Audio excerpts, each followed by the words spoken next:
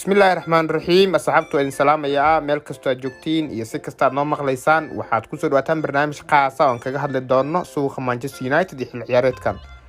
Kooxda kubadda cagta ee Manchester United ayaa waxaa lala xiriirinayaa sidii caadada ahayd ciyaaryahanka garabka kaga ciyaara kooxda Borussia Dortmund xulka qaranka Ingiriiska ciyaaryahan Jadon Sancho kaas oo la sheegayo in heshiiska shakhsiga uu la gaaray Manchester United balse ay weli dhiman tahay heshiiska labada kooxood ee Borussia Dortmund iyo Manchester United.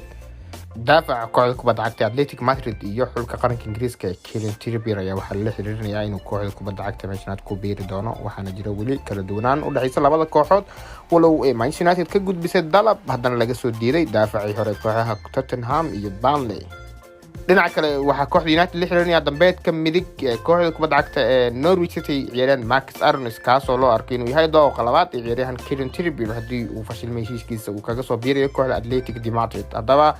barnaamijka qaybista waxaad ku maqli doontaan qodobo kale oo xasaasi ah oo ku saabsan suuqa Manchester aba ugu horeeyaan ciyaaryahanada Rice, Varane iyo Harry Kane oo laftirkiisa la sheegay in United xooga saari doonto. haddaba barnaamijkeena wuxuu noqon doonaa barnaamij aad u gaar ah waxaadna kaga bogan doontaan qaybaha dambe barnaamijka.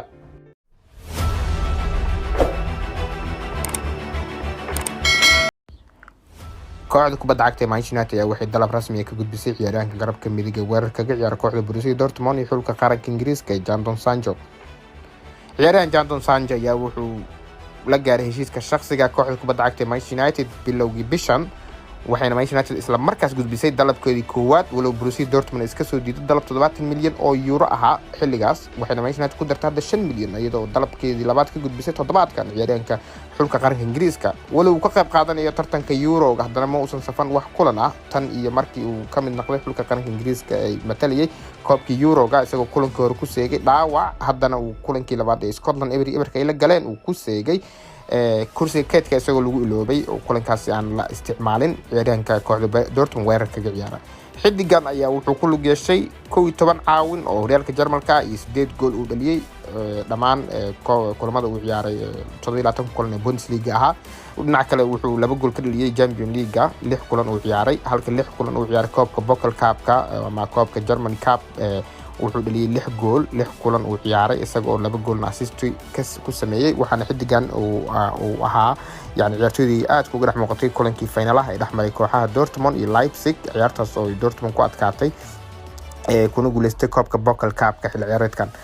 dhinaca kale United ayaa waxay u aragtaa ciyaaryahan Jadon Sancho inuu yahay ciyaaryahan mustaqbal dheer kula kubadda cagta ayagoo u arka inuu yahay ciidig in badan ka ciyaari kara garabka midig ee weerarka waxaana 12 jirkan lala xiriirinayay xilli ciyaareedkii hore kooxda kubadda cagta Manchester United walow uu fashilmay heshiiskii ay kula soo wareegi lahayd maadaama uu adduunyada uu ku soo kordhay cudurka coronavirus ayadoo shaki badan la gelinayay in maaragtay ciyaaryahankaasi ama lacag intaas la eg ciyaaryahan 20 jir ah lagu iibsaday xilligaas laakiin United ayaa hadda waxay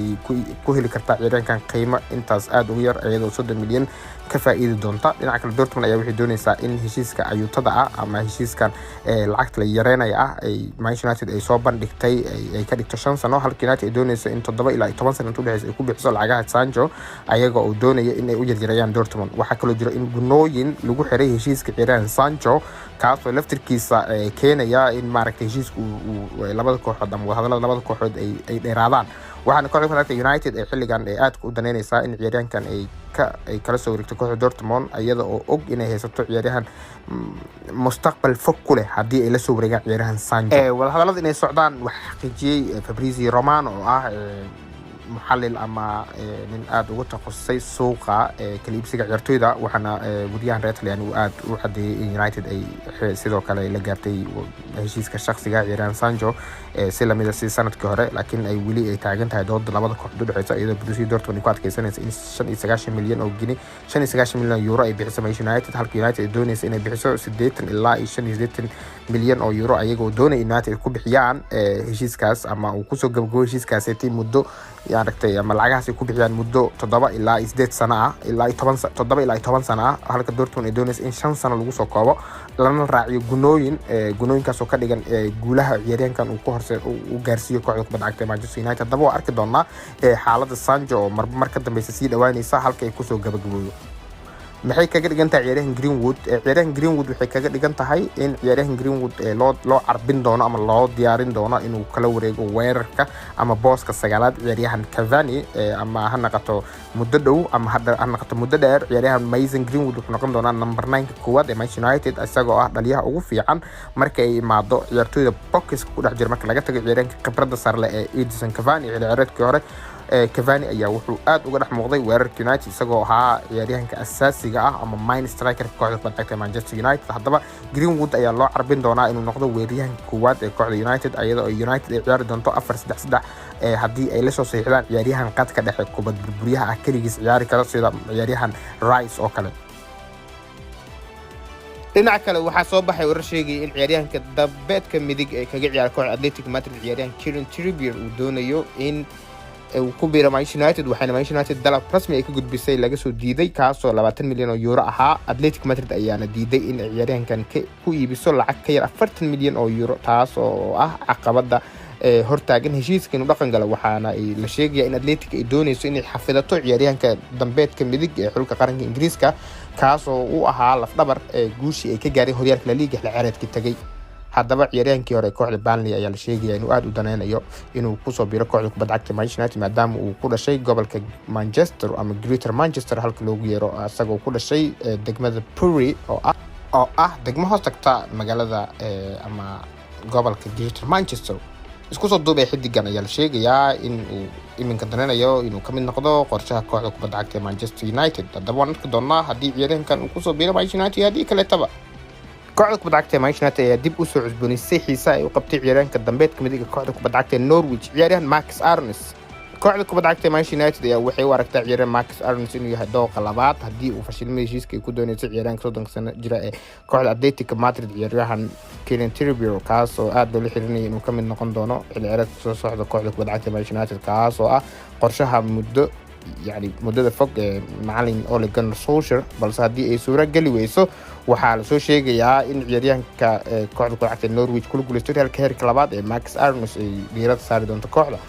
United ayaa ka cagajidaysa inay ka bixiso lacag ka badan 20 milyan oo giniga sterlinka ah ciyaaryahanka 20 milyan oo euro ciyaaryahanka kooxda kubadda cagta Athletic Madrid. balse haddii ay noqoto in United ay ku fashilanto inay ku qanciso Athletic Madrid inay ka siiso ciyaaryahankaasi 20 milyan oo euro waxay diiradda saari doontaa ama weecan doontaa ciyaaryahanka kooxda Norwich garabka midig kaga ciyaara ama dambeedka dambe ee midigta kaga ciyaara kaasoo lagu qiimeeyo 35 milyan walow uu ka da'yar yahay ciyaaryahanka kooxda kubadda cagta ee Athletic Madrid number 2 kaga ciyaara. haddaba Marcus Aarons ayaa wuxuu ka mid ahaa ciyaartooyda ugu saameynta badan horyaalka heerka labaad xilli ciyaareedkii tagay isagoo dhowr assist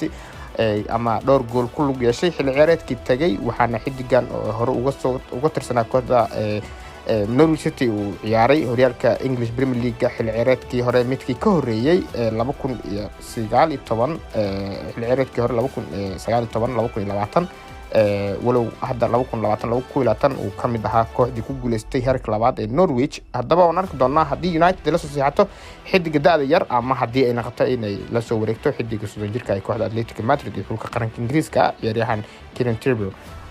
isku soo duubay United ayaa haysata ciyaaryahan Aaron Wan-Bissaka oo garabka labaad ka ciyaara balse waxay u raadinaysaa tartan adag sida Luke Shaw oo kale oo la galay ciyaaryahanka xulka qaranka Brazil Alex Telles kaas oo aan in badan ka soo muuqan xilli ciyaareedkan kooxda kubadda cagta Manchester United.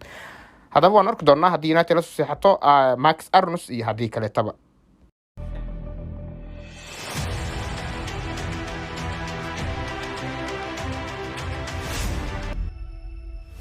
waxaan intaas kusoo gabagabeyn doonaa barnaamijkeenii maanta ee maalinlaha ahaa. waxaana barnaamijka igala qayb qaadanayay oo dhanka farsamada iga saacidayay saaxiibkii Cabdiraxmaan Mankiis iyo nabadoonkeena Axmed Cabduqaadir oo isagana barnaamijka farsamayaqaanka ahaa. waxaan idinkaga tegayaa sidaas iyo nabadgelyo iyo sports horumar leh. waa walaalkiin ee ka wadin leh mac salaama.